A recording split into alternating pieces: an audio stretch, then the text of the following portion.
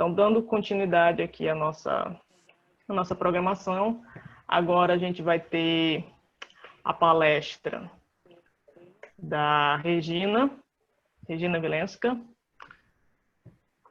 Deixa só eu pegar aqui o currículo dela, para eu apresentar ela para vocês, antes de passar a palavra para ela. Então, a Regina ela vai fazer uma palestra falando sobre terceira idade e a clínica analítica comportamental no que interfere a pandemia. A Regina ela é psicóloga, graduada pela PUC de São Paulo, em 81, mestre e doutora em psicologia experimental pela USP, é supervisora clínica, docente em curso de especialização de vários setores lá da USP, da Universidade Positivo, do ITCR, do Instituto Contínuo, entre outras instituições.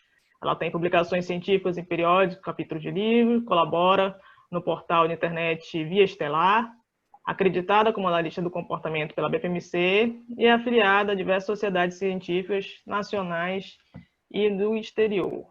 Então, bem-vinda, Regina, bom dia. Obrigada pela sua presença aqui conosco. Desejo uma ótima palestra para você e fique à vontade.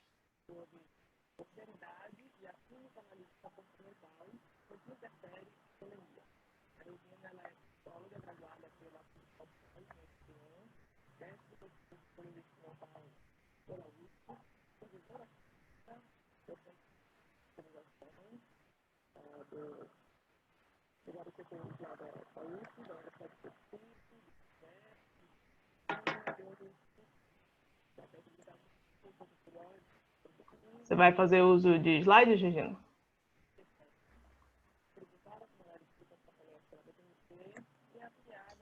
Será que ela está acompanhando pelo YouTube e aí está atrasada? Talvez. Você está ouvindo a gente, Regina?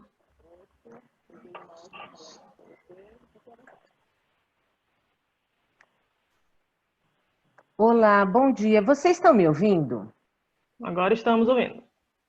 Tá, porque eu não estou me percebendo, eu dou aula aos montes pelo Zoom, mas hoje, pela falta de senha, eu tive que arranjar um outro método para a entrada, eu não sei se eu vou conseguir introduzir a minha aula imediatamente. De qualquer maneira, enquanto eu vou tentando fazer isso, lidando com a tecnologia,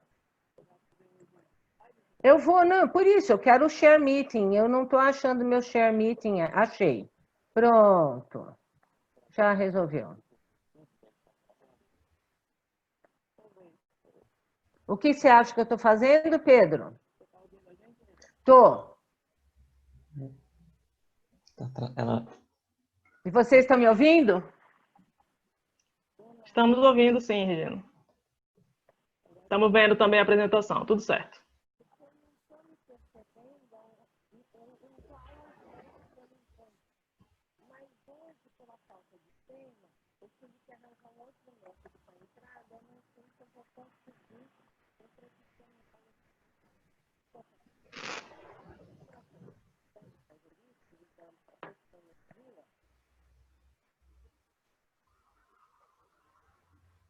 Vocês estão me ouvindo agora? Porque eu estava ouvindo com delay 2 vezes. Então, tá bom, vamos começar. Eu peço desculpa pelas atribulações tecnológicas, é isso que acontece em tempos de pandemia, e eu quero me colocar à disposição de vocês depois para esclarecimentos e, ao final, vocês terão meu e-mail. Antes de mais nada, eu quero fazer um disclaimer que é importante, né? Eu sou uma palestrante idosa, falando sobre a terapia de idosos dentro da pandemia. Por que eu estou falando isso? Porque eu acho que quem nós somos é também uma variável importante, não a única, óbvio, dentro do contexto da psicoterapia. Ela vai acontecer a depender dos conhecimentos do terapeuta em análise do comportamento, da história de vida do terapeuta, e a idade dele pode ser uma das variáveis a serem levadas em conta, da história de vida do cliente, e aí vem a pergunta, será que a idade dos participantes é um ponto central em terapia? e o quanto a epidemia será um ponto importante a ser levado em conta ou um ponto central na terapia de um idoso. Vamos descobrir um pouquinho, pensar um pouquinho nisso. Em primeiro lugar, eu quero desconstruir com vocês a ideia do idoso, né? De quem nós estamos falando? Pensa um pouquinho. Acho que a maior parte de vocês conhece o Oliver Sacks e um pedaço da biografia deles. Oliver Sacks morreu com 80 e tantos anos, o ano passado, uma paixão minha, assim, brutal, científica. E o Oliver, inclusive, quando se deparou com uma forma de câncer metastático, da qual ele não iria se safar, né? Ele acaba escrevendo para a vida dele, para o público, 4 textos maravilhosos no New York Times. E é uma pessoa que fez terapia por 40 anos, que foi um tremendo abusador de drogas pesadas, é um tipo de idoso, certo?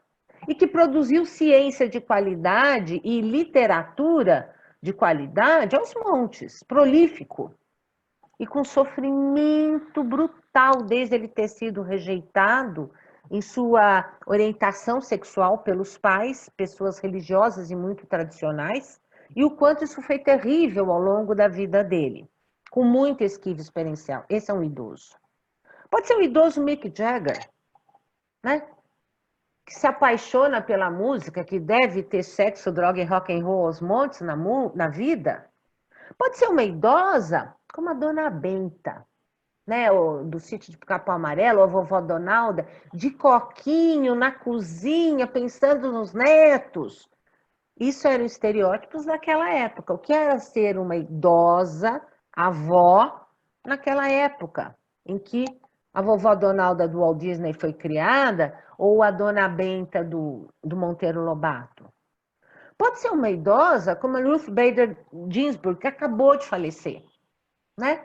Quer dizer, uma mulher que, na véspera do falecimento, estava ditando para a neta um texto sobre o que ela queria que acontecesse com a posição dela como juíza do Supremo. Que a eleição da nova pessoa fosse depois da posse do presidente, né? E que trabalhou até o fim da vida, intensamente, com 80, acho que faleceu com 87 anos. O meu cliente, pode ser o idoso que eu estou falando, pode ser um homem que está em home care, acabou de ter um AVC importante, consegue falar, talvez com alguma dificuldade, pode ter ficado afásico. Pode ser também uma viúva, e o marido faleceu por Covid, os filhos estão desesperados e me procuram, pedindo ajuda para a mãe, que nem sei se a mãe quer ajuda. Então, assim, gente, não tem como estereotipar nem o terapeuta idoso, nem o cliente idoso, nem idoso nenhum, né? Há estilos e há características como qualquer cliente. Para conhecer o cliente, nós podemos ter vários tipos de reflexões e nenhuma delas é primordial, vem antes ou depois de outras. Eu dei um apanhado geral para vocês. Primeiro, a terapia do nosso cliente, ela começou antes ou depois da pandemia? E ela era online antes ou só depois da pandemia? Tá? Essa pergunta tem a ver, por exemplo, com um vínculo terapêutico. Suponha, você já tem um cliente há 2 anos, estou pensando num cliente meu que tem mais de 60 anos, estou usando o critério de ter mais de 60 anos para chamar de idoso. Eu tenho um cliente que já estava vindo esporadicamente, já estava satisfeito, tá tudo certo. E recentemente ele me procurou. E nós tínhamos um vínculo muito sólido. Eu nunca tinha atendido online. Ele falou, Regina, você está atendendo online? Tô sim, tô. Aliás, eu estou só atendendo online. Queria marcar um horário com você que eu estou com uma questão. Tá bom. E lá veio ele, marcamos um encontro. E era absolutamente parecido com nós estarmos face a face, né? Eu e ele, eu acho, porque do jeito que eu conversei com ele, não pareceu. nós não estávamos sentindo muita diferença. Nós já nos conhecíamos o suficiente, né? E foi uma sessão que pareceu bastante produtiva, era uma sessão pontual, né? Agora, eu também acabei de começar um tempo atrás, mais uma pessoa idosa, um senhor, por volta dos 70, acho que é 79, 80, 70, acho que é 79 anos, que está com um problema sério, né? Tem um aneurisma, esse aneurisma os médicos ainda estão decidindo se vão operar ou não, papapá, e essa é a questão, toda a tensão relacionada com a existência desse aneurisma. Devo confessar que não é bem um aneurisma, eu estou inventando uma história parecida para preservar a identidade das pessoas, tal, mas é como se fosse, tem algo que ameaça, neste momento, né, a vida, a qualidade de vida da pessoa, e que veio para a terapia por causa disso, e nós nunca havíamos nos visto. Essa é uma questão, daqui a pouco eu vou discutir, inclusive, a questão tecnológica. Se por acaso, então, a terapia começou durante a pandemia, tem as outras coisas. Quais são, então, as razões? A razão é porque surgiu um problema recente. Esse problema recente é derivado ou não da pandemia? Por exemplo, eu vivia com a casa cheia, minha família vinha, a gente tinha almoço de domingo, eu saía, eu ia para o clube, eu ia para a academia, eu fazia isso, fazia aquilo, eu trabalhava, quer dizer, nada impede idoso de trabalhar até o fim da vida. Eu trabalhava, eu fazia isso, de repente, eles dizem que eu sou grupo de risco, e eu sou, resolvi me recolher em casa, recebo as compras pela internet e estou aqui solitário, conversando por meio de uma tela com os meus amigos, com isso, com aquilo. Marquei aula de Pilates com a professora online, mas não é a mesma coisa, ela teve que adaptar, eu tive que comprar equipamento, blá.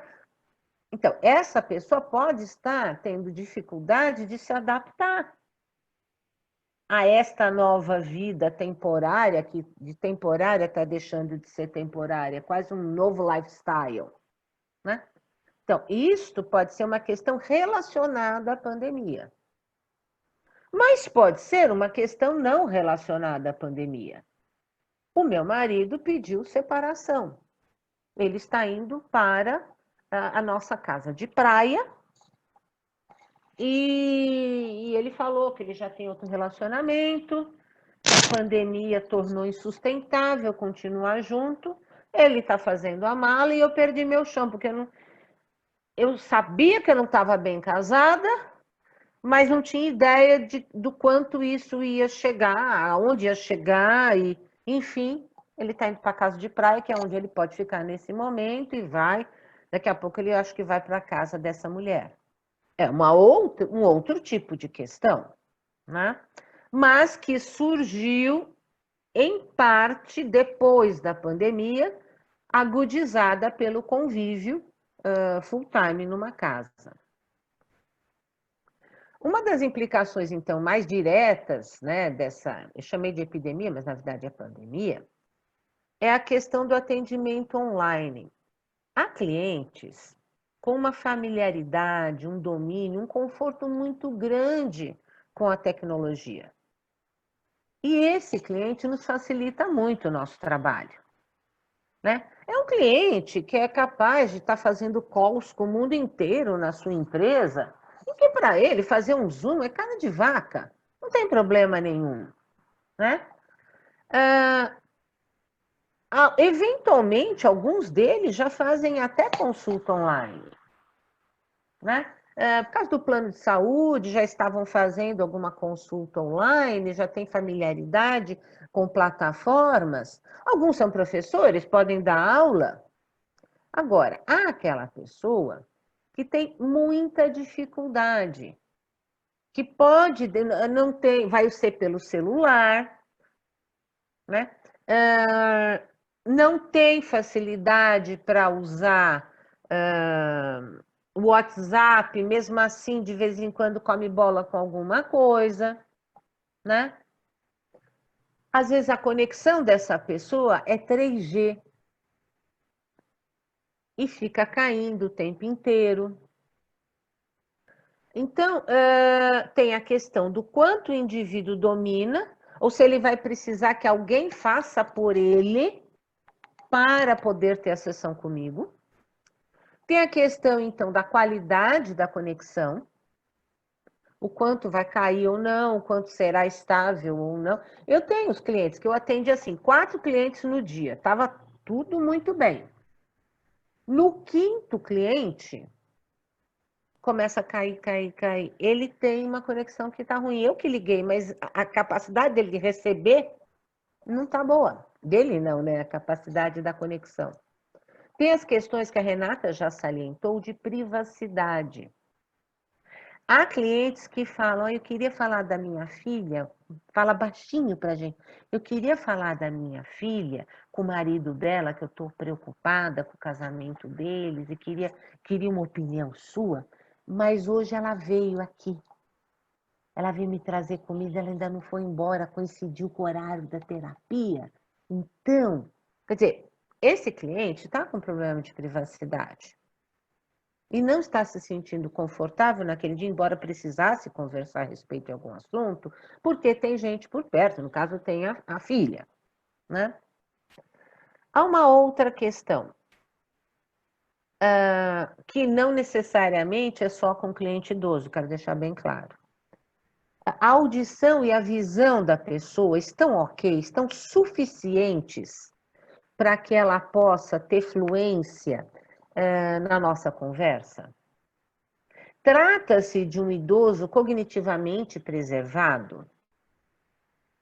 Eu já vi famílias pedirem para se atender um idoso que não estava cognitivamente preservado e que particularmente se beneficiaria menos da terapia. Poderia se beneficiar a família, talvez, de procedimentos de qualidade de vida, mas ele não consegue mais ter uma linearidade e uma aprendizagem derivada da experiência da psicoterapia, né?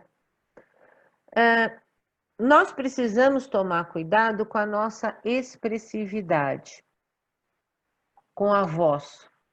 Quer dizer, não é uma questão, e tem alguns estudos mostrando, eu estava ouvindo uma fono falar, que tem estudos mostrando que a gente tende a aumentar a nossa voz ao falar no telefone, né? Ao falar em meios digitais. O que não precisa, o microfone é absolutamente sensível. Mas se você aumentar a voz mais aguda, para um idoso tende a ser mais difícil de ouvir. Então, geralmente, você vai falar mais pausado, com um timbre de voz mais denso, menos agudo, que isso facilita. Por outro lado, os seus gestos. O que para aquela pessoa torna mais expressivo o que você está falando? Ou é melhor você deixar a mãozinha para baixo, né? As expressões faciais. Eu procuro colocar o meu rosto um pouco mais perto da câmera para facilitar a pessoa observar as minhas reações, tá? E no meu caso, eu preciso de óculos. E eu descobri que o reflexo do óculos é um problema para fazer terapia online. Minhas próximas lentes serão anti-reflexo. Às vezes, a terapia pode ter a ver com a questão do pertencimento a um grupo de risco. Nos idosos, isso é inerente à condição da pessoa, né? Mas poderia não ser, poderia ser um paciente que tem hipertensão e não é idoso, por exemplo. Mas no caso, ser idoso já é pertencer a grupo de risco. Determinados estabelecimentos comerciais, ao menos em São Paulo, não sei nas outras cidades, estão oferecendo horários para idosos irem. Então, das 7 às 9 é para idosos. E eu falo, meu Deus, idosos que adoram acordar tarde, vão ter que ir no horário comum, né? Não, vão ter que ir no horário comum. Como esse indivíduo lida com a pandemia? Nós, como especialistas em comportamento, como a gente ajuda essa pessoa a lidar com a pandemia? Tem umas discussões interessantes que a Maria Marta Hilbner colocou nas mídias sociais sobre isso, né? Por outro lado, na condição geral de saúde, saúde emocional, saúde em todas as dimensões do indivíduo, como ele está cuidando da própria saúde? Ele está precisando sair para fazer um acompanhamento pós-cirúrgico? Ele está precisando sair para fazer quimioterapia? Ou deu um abscesso no dente, não vai ter jeito, vai ter que ir? Ele está recolhido? Ele está se mantendo cautelosamente em casa, mas cuidando da saúde, fazendo consulta online quando previsto ou quando necessário? O fato é que a cada dia na vida de todos estamos mais perto da morte. Como esse indivíduo está lidando com a proximidade da morte? Será que ver a quantidade de mortos por Covid e, eventualmente, mortos amigos da própria geração, como que este idoso, que é seu cliente, está impactado por essa proximidade explícita da morte? Claro, o Oliver Sacks era muito interessante, um apaixonado pela tabela periódica, e tem livros sobre isso, que ele conta da vida dele, mas enfim, apaixonado pela tabela periódica, ele costumava dizer que cada ano da vida dele era o ano em que ele tinha contato com determinado elemento químico. E ele falou que dessa vez ele não poderia ter acesso ao polônio. Ele ia morrer antes de chegar à idade do polônio, né? Então, pois é, como é que essa pessoa está elaborando isso? Se é que isso é um tema relevante? E nós, terapeutas, às vezes a gente se esquiva de alguns temas que possam ser delicados na vida do idoso. Morte é um deles. Sexo. Às vezes, quando você tem 22 anos de idade e está atendendo um idoso que tem a idade do seu avô, e ele está dizendo que ele está desconfortável porque ele não está mais tendo ereção e ele está sofrendo com isso, você vai ter que olhar para essa pessoa e ajudá-lo, né? Você tem conforto com isso? Como que você lida com qualquer outra questão, com solidão, com preconceitos acerca da idade, preconceitos que eventualmente possamos ter sobre a idade e que eu posso ter sobre ser uma pessoa com mais de 60, né? Como é lidar se o cliente está sofrendo com solidão derivada disso, e o terapeuta pode também estar? Isso vale para outros temas que não tenham a ver com a pandemia, não tenham a ver com a idade. Um terapeuta que está se separando pode estar com um cliente com problemas com uma separação. E aí, a grande separação que vai ter que haver é entre as questões do terapeuta e as questões do cliente. E a gente tem a perspectiva das diferenças individuais. Mas, nestes casos específicos de terceira idade e pandemia, esses temas tendem a aparecer mais, né? Nesse sentido, dessas diferenças entre terapeutas e clientes, a gente precisa pensar no repertório do terapeuta, particularmente os mais jovens.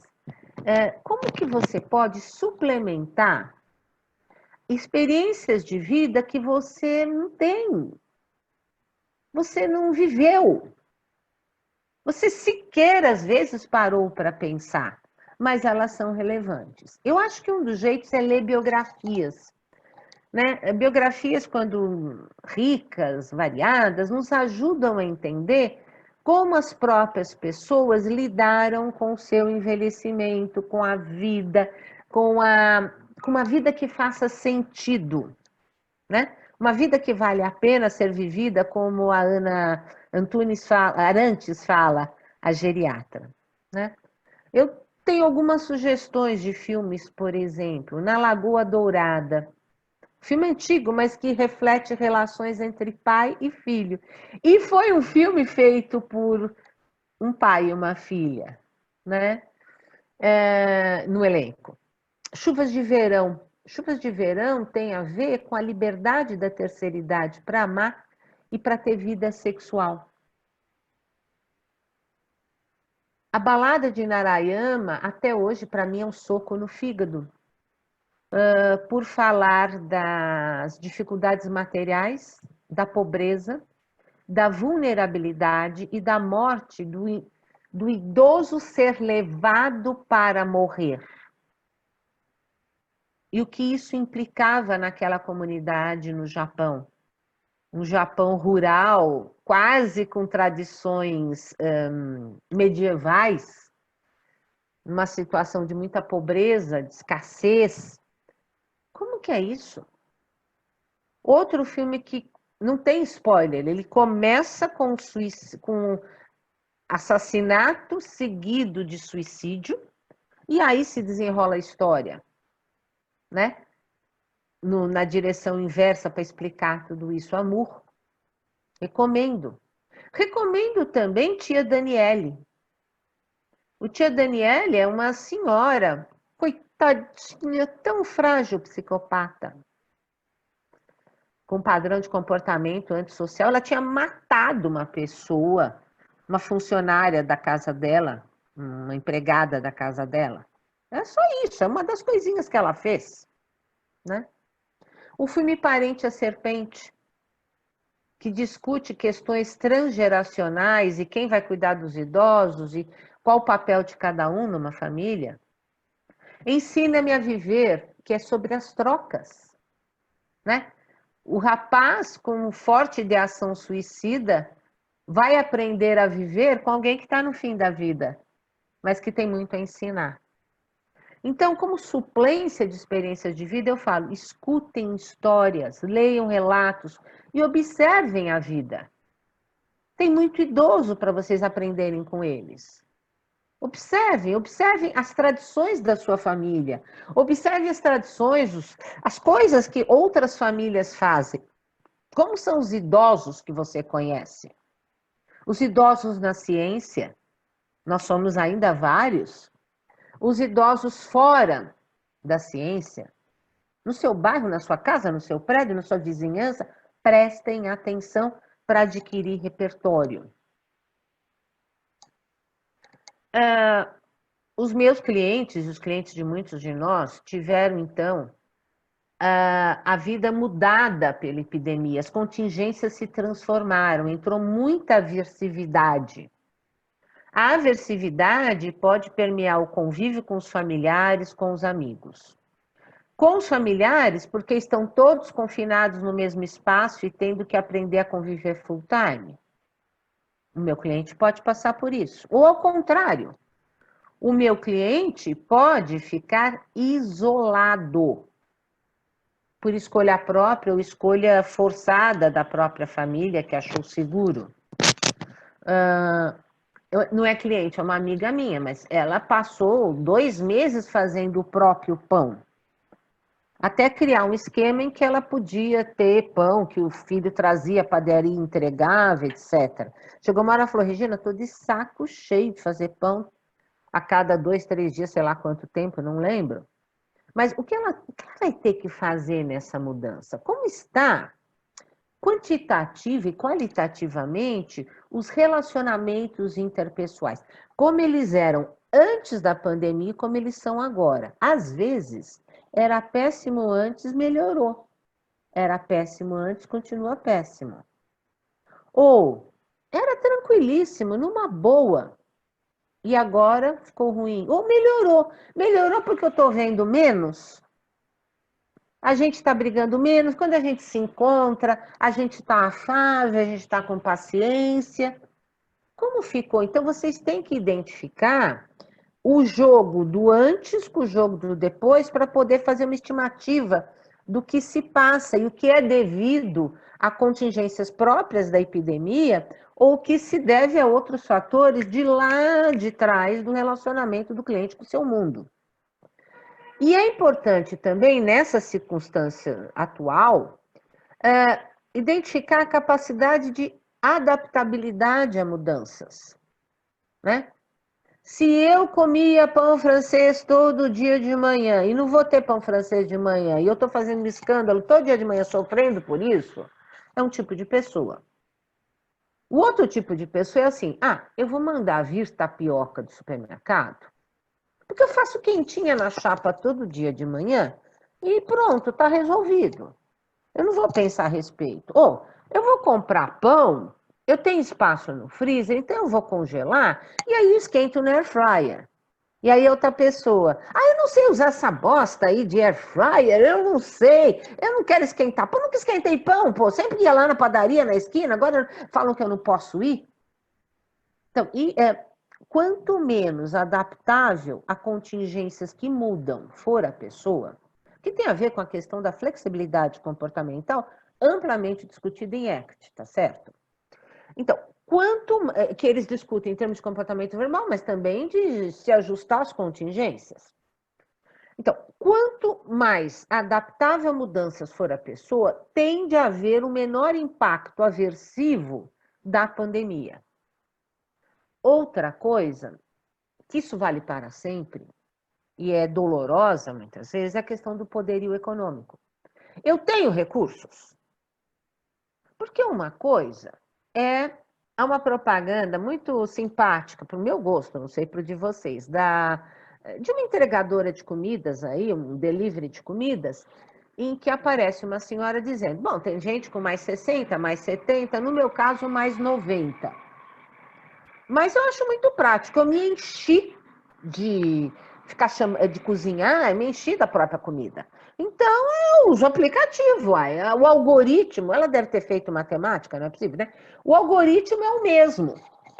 É fácil, igual qualquer aplicativo. Você vai lá, chama, coisa prática. Primeiro, você precisa de dinheiro para fazer isso. Segundo, aí sim, dos conhecimentos tecnológicos. Para fazer o download, para operar, para funcionar desse jeito, né?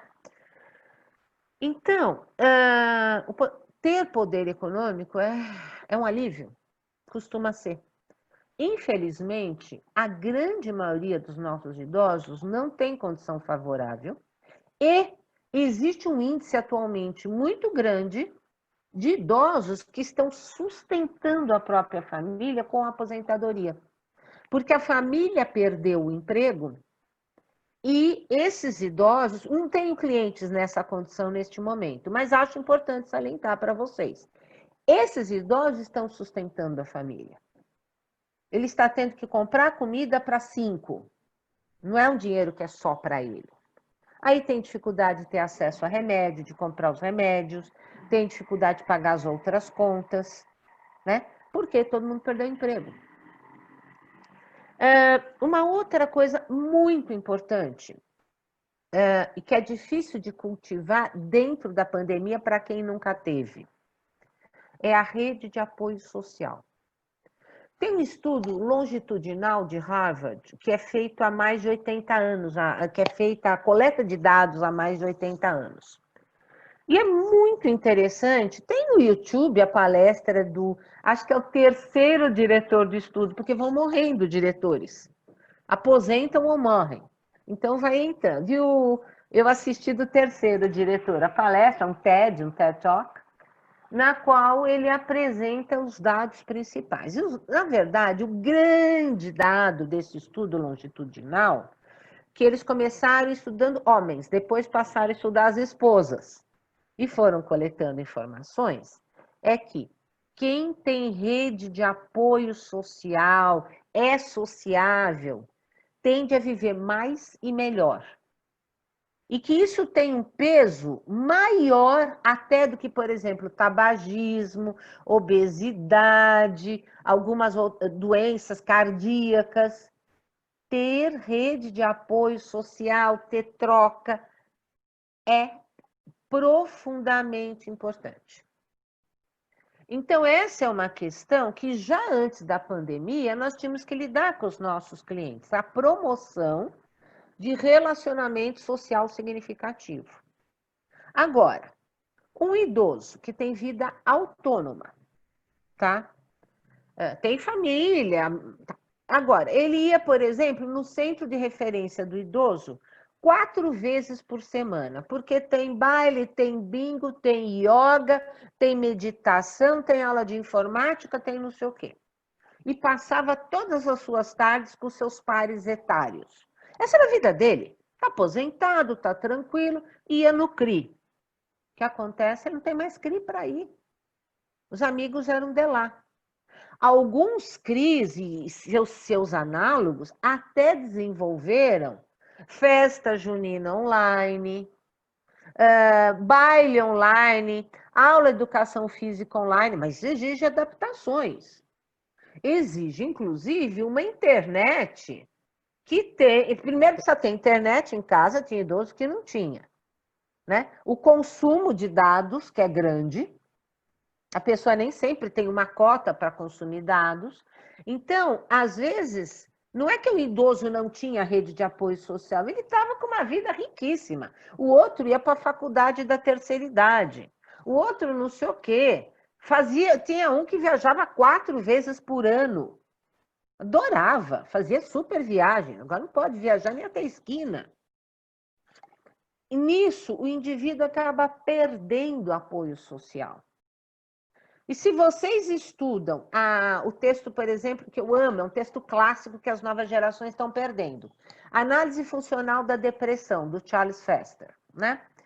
É um texto precioso, mostrando o efeito das perdas para a produção de um estado depressivo, né?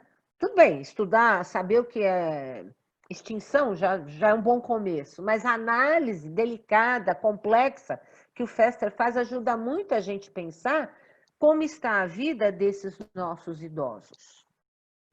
Nós temos que identificar com precisão, e nem sempre conseguimos, qual a função da terapia na vida desse cliente idoso. Será que é o momento que ele tem finalmente alguém que o escute? Alguém que não traz uma agenda para o idoso pronta?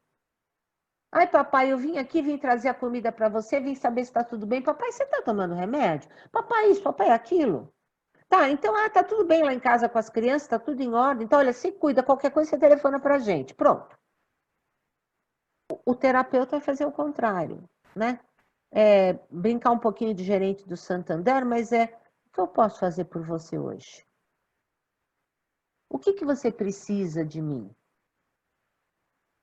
E aí, com esses objetivos do cliente, com a agenda do cliente, eu vou ter que pensar nas possibilidades e limites da minha intervenção. Se ele está querendo uma proteção do tipo filho, eu não vou poder fornecer. Mas nós vamos ter que trabalhar isso, né? Se ele quer simplesmente alguém que o ouça, pode ser que esse seja um papel importante. Só que será que eu posso fazer para essa pessoa algo mais de ser alguém que o escute? Muitas vezes na terapia nós precisamos, mas não é na terapia só do idoso, mas particularmente, que valores estão norteando a vida deste cliente? Há clientes que pautaram a sua vida em servir à família, por exemplo. Só que agora eles estão impedidos de servir a família. E eles têm clareza deste valor? Eu quero eu quero ser protetora e cuidar da minha família. Eu sempre fiz isso, eu tomei decisões baseadas nisso, eu fiz renúncias baseadas nisso, eu fiz escolhas, papá. Só que, e agora? E agora o meu comportamento de cuidar nem pode acontecer. Ou pode acontecer numa nova forma, com a mesma função, porém numa bagagem nova, né? A coerência entre o que o cliente defende como valor e o que ele pratica como valor. E vou ajudar o meu cliente a identificar as escolhas que ele faz e as consequências que ele produz, né? Consequências de curto prazo, de longo prazo. Que isso, aliás, é uma das coisas que a gente vai ajudando nossos clientes de qualquer idade a fazer, né? Então, o que eu me pergunto é, embora eu possa atender na pandemia um cliente, nem sempre sua idade e nem sempre estar na pandemia é a questão estrutural da sessão de terapia, tá? Eu preciso identificar os meus preconceitos e os dos outros sobre a idade, né? Sobre envelhecer. Eu preciso reconhecer que a terceira idade tende, embora não necessariamente, tende a ser um momento com perdas funcionais, né? Foi muito interessante, eu fui ao oftalmologista e eu tô com uma queda na pálpebra nesse olho, por conta de uma cirurgia. E aí o médico, com muita delicadeza, falou assim, é que com o tempo há tendência a uma certa frouxidão dos músculos. E ele falava, morrendo de medo, falando, é que com a sua idade, eu falei, eu entendo, com a minha idade as coisas desabam, né? Não, é inevitável a lei da gravidade operar seus milagres, brinquei com ele. Mas o fato é que há perdas funcionais. Há perdas funcionais de posição social, há perdas funcionais eventualmente financeiras, há perdas funcionais de função corporal, pode diminuir a visão, em alguns casos de maneira irreversível, e aumenta-se inevitavelmente a perda de pessoas ao nosso redor, e algumas muito significativas. E a questão é, como este indivíduo, como eu posso ajudá-lo a viver? Como viver? Até quando não se sabe. Ou se sabe quando o cliente toma decisões acerca de ir, eventualmente, sei lá, ir para... Vocês estão me ouvindo? Vocês estão me ouvindo bem? Vamos sim, Regina, ouvindo bem. Ah, tá. E a aula saiu porque deu uma mudancinha aqui, que o meu PowerPoint deu uma sumida. Não, voltou. Eu que apertei uma bobagem. A idosa aqui se confundiu. E aí, eu preciso ajudar esse meu cliente. Um cliente pode escolher ir para a Suíça fazer suicídio assistido. E qual é o meu papel como terapeuta se meu cliente decidir isso? O que eu posso fazer por ele, respeitando a escolha dele? Né? Não é uma tarefa simples, mas será que existe algo que eu possa fazer por ele a respeito de como ele vai viver até lá? E eu devo tomar alguma posição? Eu particularmente acho que eu posso ajudar o cliente a esclarecer as variáveis que controlam a própria decisão. Mas eu não posso induzir mudanças no sentido de opiniões pessoais. Isso não. Tem que tomar cuidado com isso. Então, nesse sentido, eu me preocupo em preservar a autonomia do meu cliente, em qualquer idade, respeitando quem ele é como indivíduo, na sua singularidade. E acho que é uma experiência de aprendizagem de duas mãos. Eu aprendo com o meu cliente, mas eu também ensino. É uma troca, né? Quando a relação tem um equilíbrio de troca, digamos assim. Questões de fé podem aparecer. Do cliente, do terapeuta, não interessa, a princípio. Agora, o cliente pode falar para a gente, Regina, você acredita que exista vida após a morte? E eu posso dizer, olha, a minha ciência não estuda exatamente isso. Não é um campo de conhecimento. E a ciência em geral, até agora, ninguém provou. Me é confortável supor que existam universos de transcendência. Essa ideia pode me dar um certo conforto. Mas a resposta é não sei. Prefiro algumas coisas do que outras, mas não sei. Cientificamente, eu posso pensar que tu és pó e o pó voltará. E pó não pensa, pó não sente, pó não nada. Pó existe e não existe mais a pessoa, existe o pó dessa pessoa. As moléculas de carbono, digamos assim, né? Mas tem estudos mostrando que indivíduos com alguma experiência não aversiva de fé tendem a viver melhor, tá? Agora, eu já vi cliente ateu com uma qualidade de vida excelente sem nenhum problema, tá? Eu não acho que isso é uma regra, mas tem estudos mostrando que a fé, ou pelo convívio social com um grupo que partilha da mesma fé, ou pela própria ideia de um apoio vindo de um plano espiritual, ou a ideia da transcendência do espírito, que esses conceitos podem ajudar bastante algumas pessoas. Eu não vou impor ao cliente o exercício da fé, nem sonhando.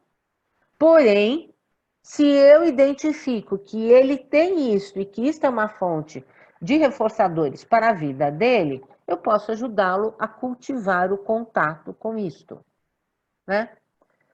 Sei lá, um cliente que gostava muito de ir à missa. Será que ele já experimentou a missa online?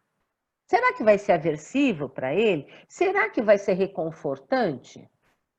Ah, mas o padre que eu gosto não tem a missa. Vamos experimentar, tem várias missas online em vários horários. Tem na televisão, tem não sei onde. Será? Né?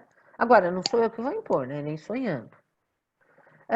Às vezes a gente precisa avaliar a família. A família pode ajudar muito o idoso, ou a família pode ser uma fonte de inferno. Depende. Então, esse é um tema que às vezes costuma aparecer na terapia, né? Tem idoso, por exemplo, que está vivendo um segundo luto, um segundo ninho vazio. A pessoa criou os filhos saíram de casa, a pessoa elaborou isso, o papá casou, foi morar sozinho, foi morar no exterior, voltou. Tá. Aí a pessoa passou a ajudar a cuidar dos netos. Leva neto para o balé, para o judô, fica com os netos de noite, faz para noite em casa, leva para passear, faz isso. Agora o neto está com 12, 13 anos, está dizendo tchau, vovô. Então, novamente tem um luto, uma perda. E se essa pessoa só viver desses reforçadores, ela está ferrada, né? Então, essas variáveis derivadas da existência da família na vida do idoso precisam ser estudadas caso a caso. Um outro aspecto de atender idoso é que, às vezes, você faz, não só casos psiquiátricos também, enfim, uma atuação multiprofissional. Às vezes, ter trocas com o geriatra, ou com o fisioterapeuta, ou com o cardiologista, etc., pode ser interessante, né? Tem questões, por exemplo, de adesão à farmacoterapia, né? E, às vezes, com o psicólogo é mais fácil da gente descobrir essas dificuldades de adesão, preconceitos que existem sobre medicação, conceitos distorcidos, e a atuação multiprofissional com autorização do cliente pode aumentar a qualidade do atendimento. A relação terapêutica é a ferramenta muito importante, como já foi discutido na primeira palestra hoje. A análise funcional é a nossa ferramenta de entendimento do que se passa na vida do cliente lá fora e na nossa relação. Nós trabalhamos o quê? Com procedimentos embasados nos dados da ciência. Reavaliamos constantemente aquilo que estamos fazendo e nós precisamos ter uma mente aberta para quem é o idoso e quem é o jovem na relação. Nós precisamos estar com disponibilidade, com abertura ao cliente, pensando que a variedade é sim o tempero da vida, né? E que se a gente puder estar aberto a essa variação, estaremos fazendo um bom trabalho, provavelmente. E como tudo acaba, a vida acaba, palestras acabam, e cabe a mim agradecer enormemente a quem me convidou, essa equipe de gente corajosa que está organizando um tremendo evento, que é um presentaço para a nossa comunidade científica, né? 4 sábados de peso, verdadeiros tesouros, parabéns a vocês. Muito obrigada por poder participar um pedacinho disso com indagações. E estou à disposição no meu e-mail para esclarecimentos. Talvez a gente tenha ainda um tiquinho de 5 minutos e que, se houver algum comentário ou pergunta, eu posso colaborar. Muito obrigada, Regina. Muito especial ter aqui a sua participação. A tua palestra trouxe reflexões importantíssimas de um público específico que eu não costumo ver muita visibilidade em termos dessas questões, né? E são questões importantíssimas. A gente tem uma população muito grande de idosos no nosso país e eu não sei o quanto que a gente está preparado em termos de políticas públicas para atender essa grande parcela da sociedade que precisa de certos cuidados e tem demandas que são específicas do processo de envelhecimento, né? Então, vamos ver aí. Temos perguntas, Pedro? Comentários? Está sem microfone, Pedro. Agora fica mais fácil escutar. Vamos nessa. Sim, primeiro eu queria agradecer muito a Regina também, assim, por ter aceitado o convite e por tudo que falou. É muito legal sempre escutar a Regina, eu sou suspeito para falar, mas é sempre uma forma muito humana e uma forma muito, que toca, então favorece a reflexão. Tem aqui no YouTube, assim, todo mundo aqui elogiando também muito a palestra, perguntando se vai ficar gravado, para poder recomendar. E, Regina, você tocou em muitos pontos importantes e reais para a experiência do ser humano, não é do idoso, porque eu me senti, por exemplo, muito tocado por tudo que você falou, mas principalmente para os idosos, portanto. Esse choque de realidade, vamos dizer assim, como que isso pode ser abordado numa terapia com idosos? Porque você falou de morte, você falou de adoecimento, você falou de perda de função, tanto social quanto principalmente, vamos dizer, orgânica, física, o tempo vai passando e as funções orgânicas também. Como você aborda isso, e ainda mais nesse momento em que essa perda de função pode se misturar com perda de reforçadores, dado o isolamento forçado? Eu gosto de um trechinho do livro do Ivo Pitangui, em que ele falava da vida dele. E ele contava que ele era um jovem chefe na Santa Casa, no serviço de cirurgia plástica reparadora lá na Santa Casa. E ele estava na rua, no Rio de Janeiro, andando, e ele vê um nariz. Ele não vê uma pessoa, ele vê um nariz de um senhor, e que é uma condição que hoje em dia aparece na televisão nesses programas dermatológicos, que agora é moda na TV a cabo, até aparece o tal do problema de nariz, né? Chama rinofima. Mas, enfim, apareceu um nariz que ele falou: olha, aquilo que eu sei tratar seria tão bom para essa pessoa. Ele não resistiu, ele viu que era um homem vestido de maneira mais ou menos modesta, deduziu que ele poderia ser público da Santa Casa, ele não resistiu. Chegou perto do cara, com muita delicadeza, eu acho que era o jeitão do Ivo Pitangui, o cirurgião plástico, nem chegou para ele e falou: desculpa, eu estava passando, eu reparei que o senhor tem um probleminha no rosto e que eu sou chefe de um serviço que trabalha cirurgicamente esses probleminhas. Se o senhor quiser, olha, está aqui o nosso cartão da Santa Casa, é só aparecer terça-feira de manhã lá, que tem o ambulatório e tal. Por quê? Porque ele tinha muito interesse em ter esse tipo de caso para os alunos dele. E era lá em 1900 e nada que isso aconteceu, né? E que ele, entusiasta, fez a triagem na rua, sem que o cara quisesse ser triado. E ele sumiu. Passam X dias, aparece o sujeito lá. Ele viu na sala de espera, ele está para triagem. Ai, que maravilha esse caso. Aí o senhor chegou, o senhor veio, né? A gente se viu lá na rua, tal, que interessante. Tá tudo bem? Ele falou: tá sim, doutor, sabe o que é? Fiquei pensando, o senhor falou mesmo, eu quero tirar essa verruga aqui.